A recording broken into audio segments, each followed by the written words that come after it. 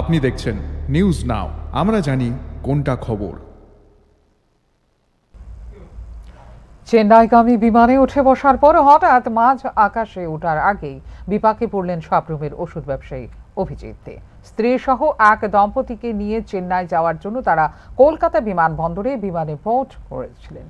ঠিক সে সময় বিমান থামিয়ে অভিজিৎ দেকে নেমে যাওয়ার নির্দেশ দেয় পুলিশ। পরে তার সঙ্গে থাকা যাত্রীদের মাধ্যমে জানা যায় যে কর্মকর্তারা অভিজিৎ দেকে নিয়ে গেছেন তারা বিধাননগর সিবিআই এর আধিকারিক। হঠাৎই নজিরবিহীন পদক্ষেপের পেছনে কোনো মামলা বা তদন্তের সূত্র রয়েছে কিনা তা এখনো স্পষ্ট নয়।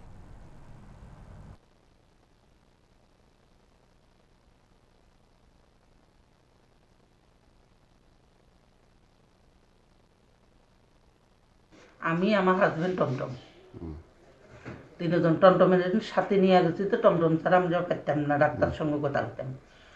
তো তারপরে হের লইয়া আমরা গত মঙ্গলবারে সন্ধ্যে 7টার ফ্লাইটে আগরতলা থেকে কলকাতা।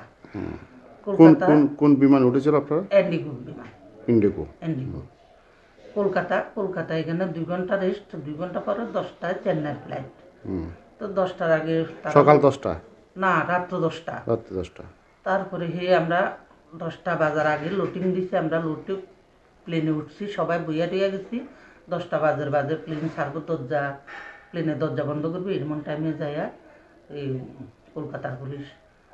কোন থানার পুলিশ? কলকাতা। এটা আমি পুলিশের গায়ে দেখছি না, আমি কলকাতা যেখানে এই টিকিট কাটে ওখানে দেখছি, মানে Bidhannagar CIB branch, police branch.